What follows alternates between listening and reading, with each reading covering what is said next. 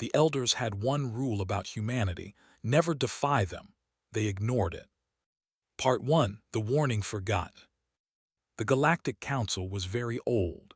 It had existed for 12,000 years, and in all that time it had been guided by the elders. The elders were strange beings made of living crystal. They glowed with soft light that changed color when they spoke. No one knew how old they were. Some said they had been alive since the first stars were born. The elders did not make many rules. They believed that species should be free to grow and learn on their own. But the few rules they made were absolute.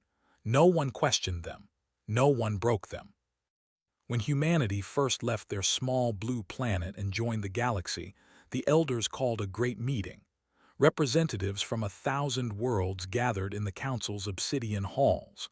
The walls were black as night and smooth as glass. The elders stood at the center, their crystal bodies shining. "We have watched the new species," the eldest one said. Its voice was like music and thunder mixed together. "They call themselves humans.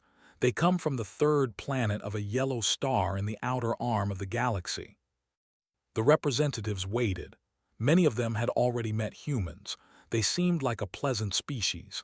They smiled often. They made friends easily. They were curious about everything and everyone. "We give you one command regarding them," the elder continued. "Never defy them. Do not attack them. Do not harm them. Do not take what is theirs. Give them what they ask for within reason.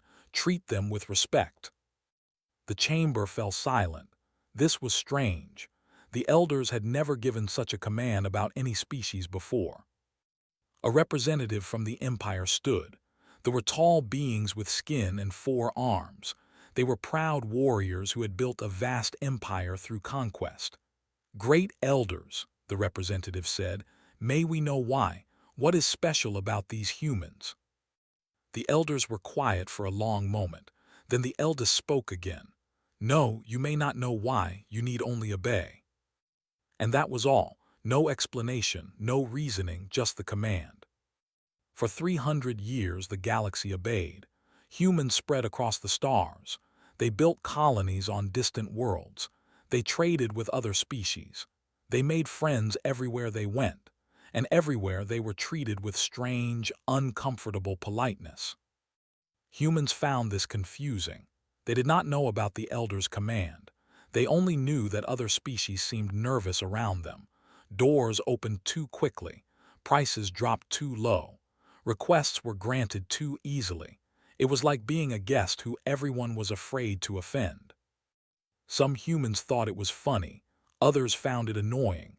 Most just accepted it and went about their lives. But the Empire watched with growing anger. Commander stood on the bridge of his warship and looked out at the stars. He was old for nearly 200 years. He had fought in many wars and won many victories. His skin was covered in ritual scars that told the story of his battles. "Look at them," he said to his admirals. They stood behind him, silent and respectful. "The humans spread across the galaxy like water. They take the best planets. They claim the richest asteroids, and everyone lets them." The elders commanded it. One admiral said carefully. Made a sound of disgust. "The elders are old. They have grown weak and fearful. They see danger in shadows."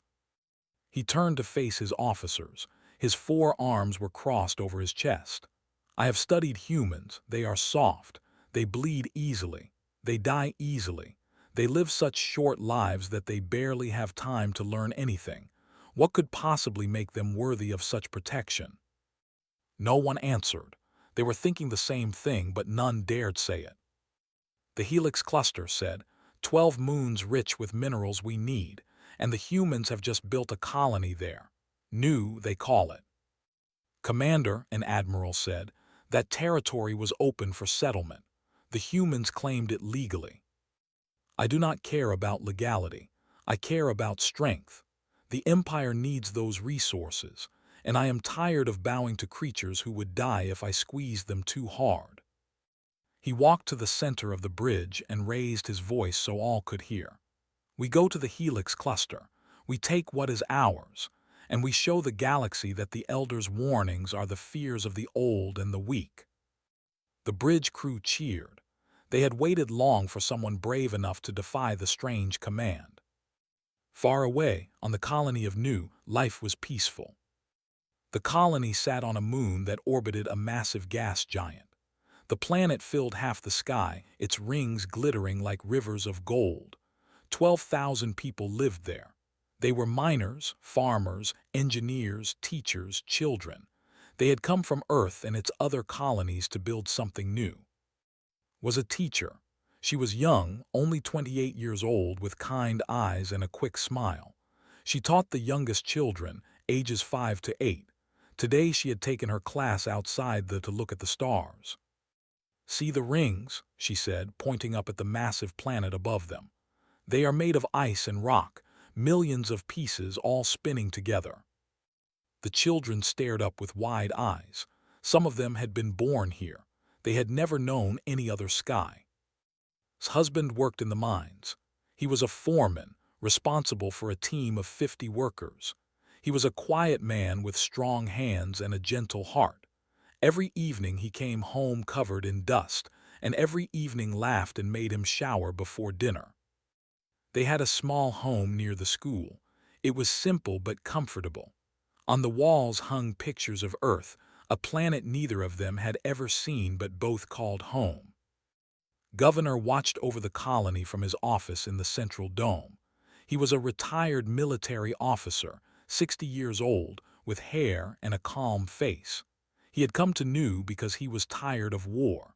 He wanted to help build something instead of destroying things. None of them knew that 20 warships were approaching their moon. None of them knew that their quiet lives were about to end. None of them knew that what happened next would change the galaxy forever. In the obsidian halls of the Elders, the ancient beings watched through means that no other species understood. They saw the fleet moving toward human space. They saw the colony below, peaceful and unaware. And they said nothing. They had given their warning. They had made their command clear. Now they could only wait and see if they would learn why that warning had been given. Some lessons could only be taught through pain. The Elders had one rule about humanity: never defy them. They ignored it. Part 2: The First Mistake. The warships appeared in the sky like a dark cloud. 20 massive vessels, each one bristling with weapons. They blocked out the stars and cast shadows across the colonies. Was still outside with her students when the warning sirens began to scream. The children looked up at her with frightened eyes. She forced herself to smile, even though her heart was pounding with fear. "Everyone hold hands," she said calmly.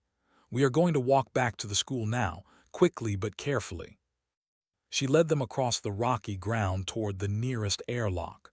Behind her, she could hear the deep rumble of ships entering the atmosphere. She did not look back. She could not let the children see her afraid. In the governor's office, stood before a holographic display showing the fleet. His aides rushed around him, speaking quickly into communication devices. "Governor, they are demanding our surrender," one aide reported. "Unconditional. They want us to power down all defenses and open all airlocks. They have given us 1 hour." His face was calm. Inside, his mind was racing. He had been a soldier once. He knew what unconditional surrender meant. It meant their lives would be in the hands of beings who had just broken galactic law to attack them. "How many military personnel do we have?" he asked. 17, sir. Colony security. They have sidearms and 2 patrol vehicles." "Ships?" "None with weapons.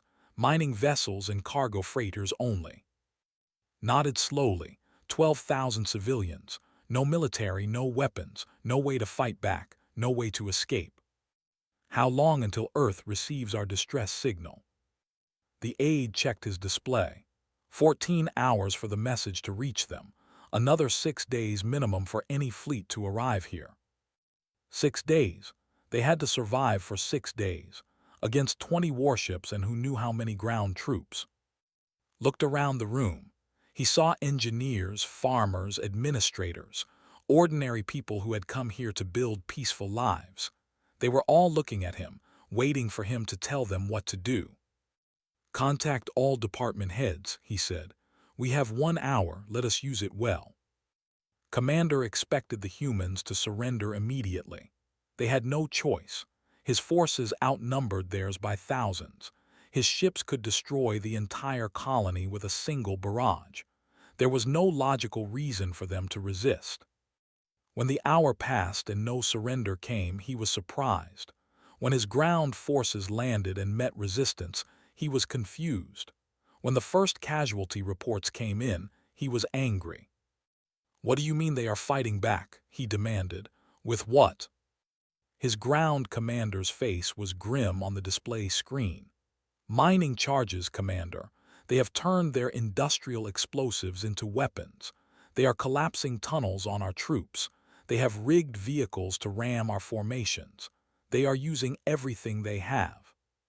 Slammed his fist against his command chair. "They are farmers and miners. How are they killing my soldiers?" "They are not fighting like farmers, Commander. They are fighting like they have nothing to lose."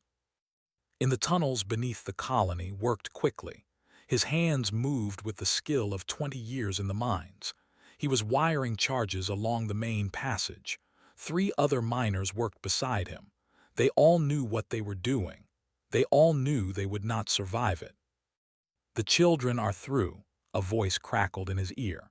It was his wife's voice. Was leading a group of 40 children through the service tunnels toward the emergency shelters on the far side of the moon. Her voice was steady, but he could hear the exhaustion in it.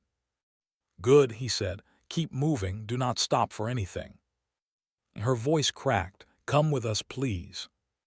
He looked at the charges, then at his 3 companions. They were all married. They all had children or parents or loved ones somewhere in those tunnels. They had all volunteered for this. "I cannot," he said softly. "You know I cannot. They are right behind you. Someone has to slow them down." There was silence on the other end. He could hear children crying in the background. He could hear the heavy footsteps of soldiers getting closer. "I love you," he said. "Tell our families that we love them, and tell our children that their fathers did not die for nothing." The line went silent. He imagined crying silently, still walking, still leading those children to safety. She was the strongest person he had ever known. "Ready?" he asked his companions. They nodded. One of them was crying. Another was praying. The third just stared at the tunnel entrance where they would appear any moment. The first shapes came around the corner. Big soldiers with 4 arms and weapons that glowed with deadly energy. There were hundreds of them, filling the tunnel like a flood. "Press the trigger." The explosion was so powerful that it shook the entire colony. 3 passages collapsed at once, burying 200 soldiers under millions of tons of rock, and his companions died instantly. They never felt any pain. All across the colony, similar scenes played out. Farmers drove ore haulers into formations. Engineers overloaded power cores to create explosions. Teachers formed human chains to slow soldiers down while children escaped. Ordinary people did extraordinary things because they had no other choice. Governor coordinated it all from his command center. He directed civilians to shelter. He ordered counterattacks with improvised weapons. He gave every person a job, a purpose, something to do besides be afraid. When the finally broke through to his command center, he was still at his post. He had sent his aides away hours before. He was alone with a small pistol and a calm smile. "You made a mistake," he told Commander through the communication system. "You thought we were weak because we are soft, but we are not weak. We are just peaceful. There is a difference." "You have lost," replied. "Your colony is destroyed, your people are dead." "Some of us are dead," agreed. "But not all, and those who survive will remember. Humans always remember." Ordered his soldiers to break down the door. They found sitting in his chair, the pistol on the desk in front of him. He had not even tried to use it. He just sat there, looking at them with eyes that held no fear. "You should have listened to the elders," he said. Then he closed his eyes and said nothing more. By the time the last fell silent, 8,000 humans were dead, but so were 9,000 soldiers. Farmers and miners and teachers had killed 9,000 trained warriors. Commander declared victory. He transmitted his triumph to the. He celebrated with his officers. But deep in the tunnels was still walking. 31 children followed behind her. She carried the two smallest on her back because they could no longer walk. Her body screamed with pain. Her heart was shattered, but she kept moving. 14 hours after the attack began, the distress signal reached Earth. And humanity learned what had been done to their children. The elders had one rule about humanity: never defy them. They ignored it. Part 3: The Response. Admiral Park had served in the human fleet for 40 years. She had hair and a face lined with experience. Her eyes were dark and steady, the eyes of someone who had seen much and learned to control her emotions. In her command vault, there was a sealed box. It had been placed there on the day she became admiral, given to her by her predecessor. Inside were orders written by the highest levels of human government, orders that were never meant to be opened. Open only when humanity faces an attack on civilians by a major galactic power, the box said, and may God have mercy on whoever made you open it. When the distress signal from Nu reached Earth, open the box. Inside was a single data chip. She inserted it into her command console and watched as screens filled with information that made her breath stop. Hidden fleet locations, bases inside asteroids that appeared dead on all sensors, ships buried beneath the ice of distant moons, weapons platforms disguised as communication relays, defense systems built into the walls of space stations that everyone thought were civilian.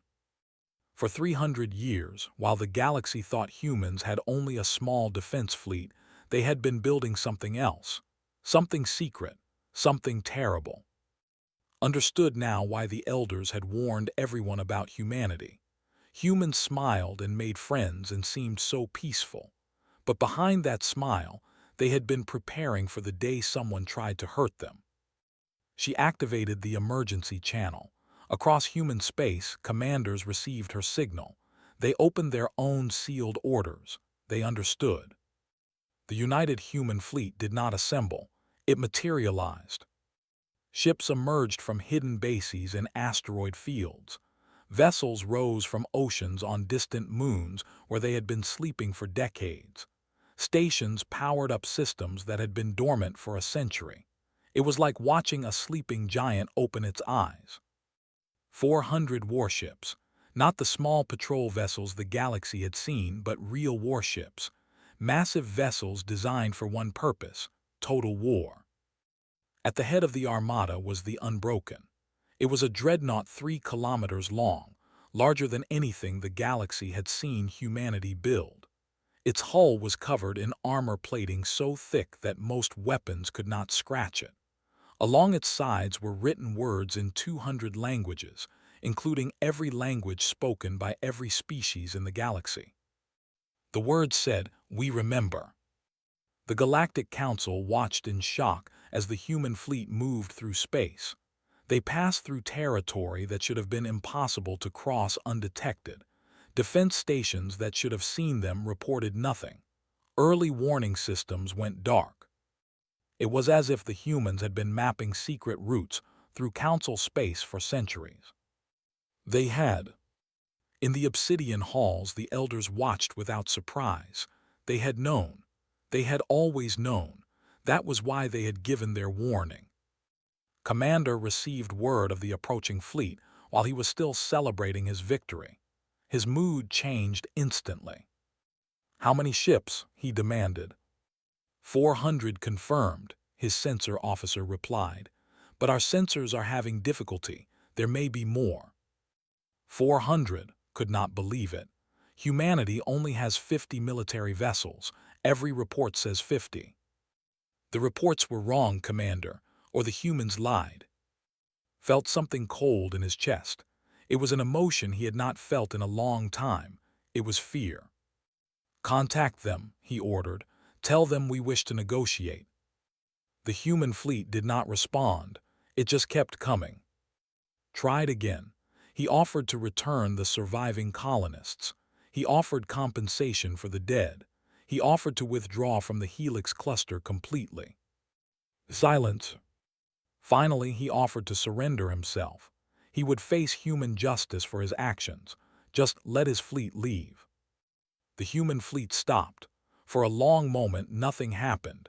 Then a face appeared on his display screen. Admiral looked at him with eyes that held no emotion. Behind her, he could see the bridge of her ship. Officers moved efficiently at their stations. Everything was calm and quiet and utterly terrifying. Commander, she said. Her voice was soft, almost gentle. You killed 4,000 of our children. You killed teachers who shielded students with their own bodies. You killed farmers who buried themselves in rock to slow your soldiers. You killed grandparents and parents and children who never held a weapon in their lives. She paused, wanted to speak, to explain, to justify, but no words came. You gave the order, continued. You watched it happen, and then you celebrated. I offer my life, said, his voice cracked. Take me, punish me, just let my people go. Your life, tilted her head slightly. Commander, your life is not enough, not nearly enough. Then what do you want? For the first time, something changed in her eyes. The calm professionalism was still there, but underneath it was something old and cold and patient. You asked what makes humans worthy of the Elder's protection, she said. You wanted to know why everyone is afraid of us. Let me show you. She leaned forward slightly. We do not want your surrender. We do not want compensation. We do not want apologies. We want you to understand. Understand what? Why the Elders gave their warning. Why every species in the galaxy looks at us with careful respect. Why your empire just made the worst mistake in its history. The display flickered. When it stabilized, saw the human fleet spreading out into attack formation. Watch carefully, said. Learn well, because after today, your people will never forget what happens when you touch what humans love. The transmission ended. Looked at his officers. They were all staring at him, waiting for orders. But for the first time in his long life, he had no orders to give. He had wanted to know what made humans special. He was about to find out. The Battle of Helix Cluster was about to begin. The Elders had one rule about humanity: never defy them. They ignored it. Part 4, The Lesson. The Battle of Helix Cluster lasted 6 hours. It would be remembered for 6,000 years. Commander ordered his fleet into defensive formation. 140 warships formed a wall of steel and energy. They were experienced vessels, crewed by warriors who had never known defeat. They activated their shields and charged their weapons and prepared for battle. The human fleet approached in silence. No battle cries, no threats, no final warnings, just 400 ships moving with perfect coordination. Then the shooting started. They expected a normal battle. They expected the humans to probe their defenses, look for weaknesses, engage in the careful dance of space warfare. They were wrong. The human fleet did not probe. It did not look for weaknesses. It simply attacked with overwhelming force from every direction at once. Ships that should have taken hours to destroy were broken in minutes. Defense formations that should have held for days collapsed in moments. But it was not just the power of the attack that shocked them. It was the precision. The human ships seemed to know what they would do before they did it. When a commander ordered a retreat, human ships were already waiting to block the escape route. When a vessel tried to flank, human weapons were already aimed at the spot it would appear. It was like fighting an enemy that could see the future. 90 minutes after the battle began, the Third Fleet ceased to exist. 140 warships became 140 clouds of debris. A few escape pods drifted among the wreckage. The human ships collected them carefully. Prisoners would be taken. They would be treated according to galactic law. Humanity was angry, but it was not cruel. Commander's flagship was among the last to fall. He stood on his bridge as alarms screamed and fires burned. His officers were dead around him. His ship was breaking apart. Through the crack, he saw a human vessel approaching. It was smaller than his flagship, but it moved with the confidence of a predator approaching wounded prey. "Commander," a voice said through his damaged speakers. It was Admiral. "Your fleet is destroyed. Your crew is dead. Do you understand now?" Laughed. It was a bitter sound full of pain and regret. "I understand that I was a fool. I understand that I should have listened." "Yes, you should have." "What happens now? You kill me." "No, you will live. You will be taken back to your people. You will tell them what you saw here, and then you will watch what we do next." What you do next felt cold despite the fires burning around him. "What more can you do? You have destroyed my fleet." "Your fleet was just the beginning, Commander. You touched our children, you killed our families. You thought that because you won a battle you had won a war." Her voice was still calm, still gentle, still terrifying. "You were wrong." The human vessel moved closer, felt his ship shudder as tractor beams locked onto the wreckage. "Watch carefully," said, "and remember everything." For the next 3 months, watched from a human prison ship as the United Fleet carved through space. He watched as human vessels appeared at military bases that had been secret for centuries. He watched as shipyards that had taken decades to build were reduced to atoms in hours. He watched as every weapon factory, every training facility, every military installation in the Empire was systematically destroyed. The humans killed no civilians. They destroyed no homes or schools or hospitals. They were surgical in their destruction, precise in their targeting. They removed the ability to make war the way a doctor removes a disease. And everywhere they went, they left behind a simple message, broadcast in every language. "We remember new, we remember the children, we will never forget." The people watched in horror as their mighty empire was disarmed. Ships that had conquered 100 worlds sat helpless as human vessels passed by without a shot fired. Pride that had sustained generations crumbled into dust. When the human fleet finally stopped, the military was gone, not defeated. Gone. Nothing remained but memories and shame. The Emperor of the contacted Earth to surrender. He called once, twice, 3 times. Each time, the humans declined to answer. On the 4th attempt, the human president finally appeared on his screen. Her name was. She was a small woman with hair and a soft voice. She looked like someone's grandmother, kind and gentle and harmless. But her eyes held something old and patient and unforgiving. "Your Majesty," she said, "we have finished." "You have destroyed everything we built," the Emperor replied. His voice was hollow. "Centuries of progress gone in months. You killed 8,000 of our people. 4,000 of them were children." The Emperor lowered his head. "I know, acted without my authority, but the fault is still mine. I should have controlled my commanders better." "Yes, you should have." "What do you want from us? Reparations, territory, whatever you demand we will give." Was quiet for a long moment. When she spoke, her voice was almost kind. "Your people will live. Your culture will survive. Your children will grow up and build new things. But your military will be dismantled under our supervision. Your expansion will be permanently halted. And your history books will record exactly what happened when you touched our children." "For how long?" the Emperor asked. "Forever." The Emperor closed his eyes. A tear ran down his cheek. "We accept, we have no choice." "No," agreed, "you do not." Far away, on the broken moon of new rescue teams searched through the rubble. Most of what they found was too painful to describe. Bodies of teachers who had died protecting students. Bodies of miners who had given their lives to slow the enemy. bodies of children who had never had a chance to grow up. But in the deepest tunnels, they found something else.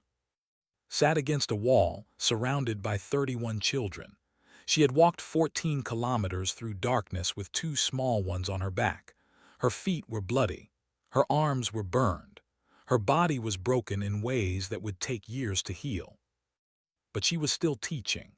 Her voice was hoarse and barely a whisper, but she was telling the children a story about Earth, about blue oceans and green forests and a sky that was bright during the day.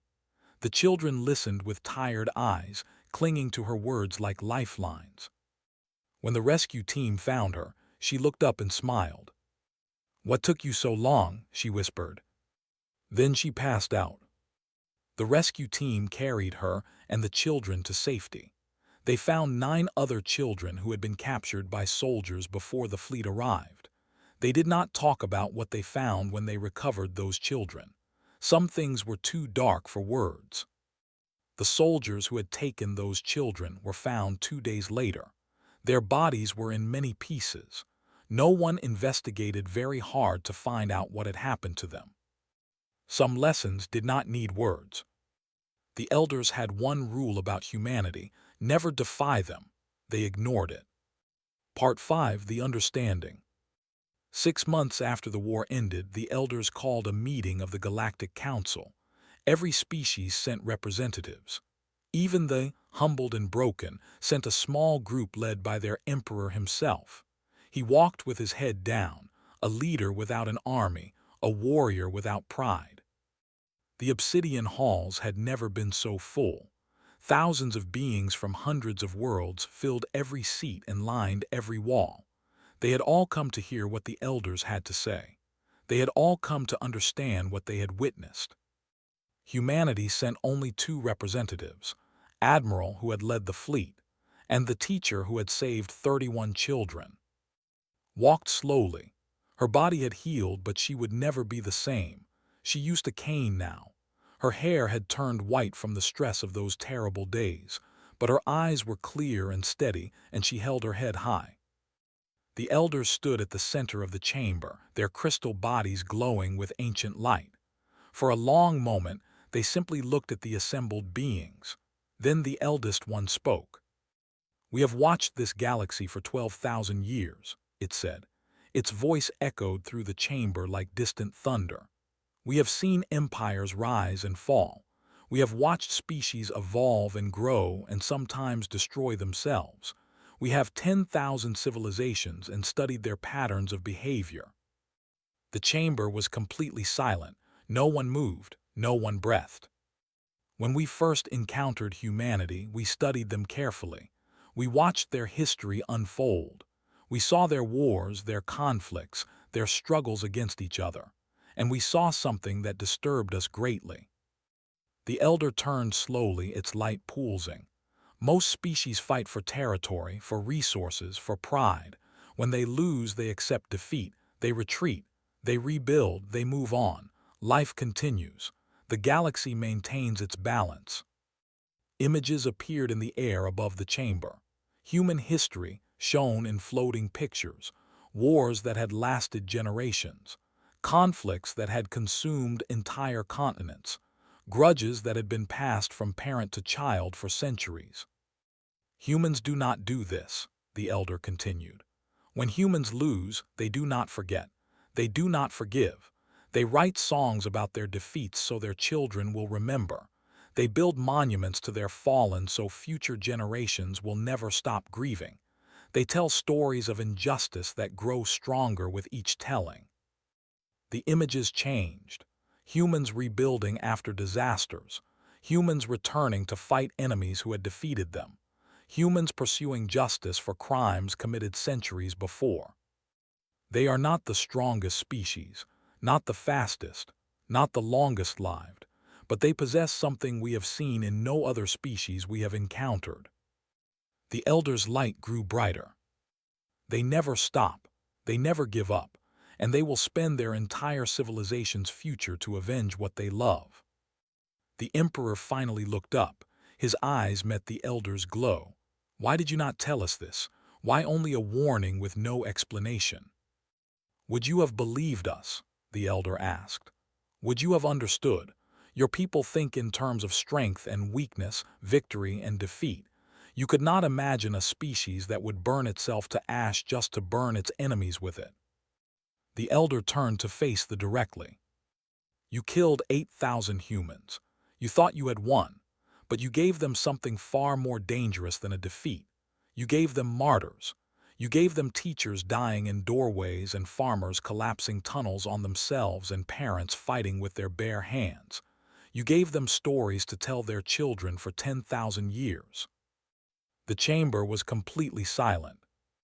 If you had killed their soldiers in fair battle, they would have mourned and moved on.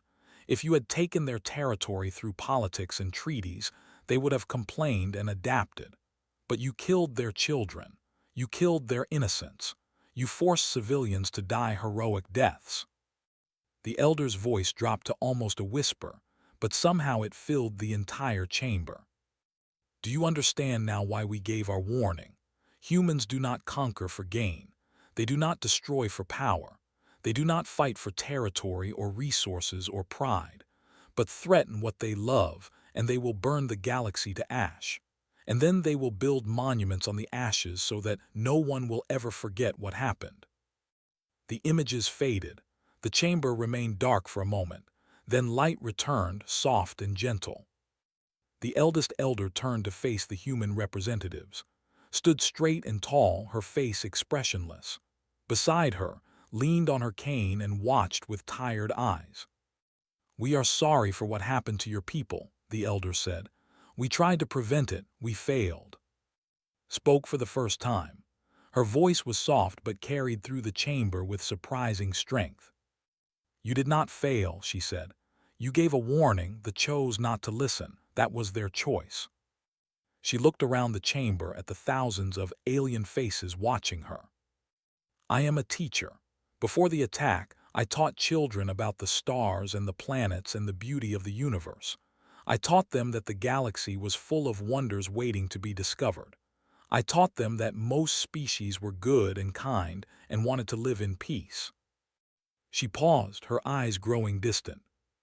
"I walked 14 kilometers through dark tunnels with children on my back. I listened to them cry for parents who would never come. I promised them they would be safe when I did not know if it was true. I did what any human would do. I protected what I loved." She turned to face the Emperor directly. "Your people killed my husband. They killed my friends. They killed children I had sworn to protect. And yes, we destroyed your military. We broke your empire. We made sure you could never hurt anyone again." Her voice softened. "But we did not kill your children. We did not bomb your schools. We did not murder your innocents, because that is not who we are. We are capable of terrible destruction, but we are not cruel. We are not you." The Emperor bowed his head. Tears ran down his cheeks. He had no words. Turned back to the elders.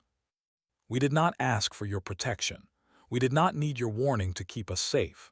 What we needed was for other species to understand that we are not weak just because we are peaceful. Being kind is not the same as being helpless.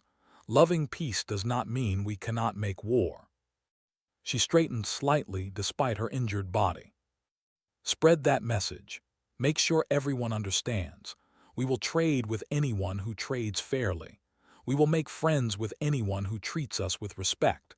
We will share our knowledge and our culture and our dreams with the entire galaxy." Her eyes grew hard.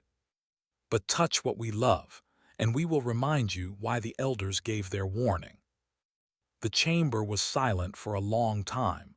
Then, slowly, representatives began to stand.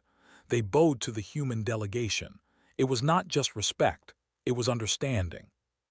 200 years later, the galaxy remembered. Humanity had returned to its normal ways. They traded and explored and made friends easily and laughed too often. They seemed peaceful and harmless, these strange, soft creatures who lived such short lives. But on every world where humans lived, small monuments stood. Some were simple stones with names carved into them. Some were elaborate sculptures showing teachers and farmers and miners standing defiant. All of them bore the same inscription in every language known to humanity.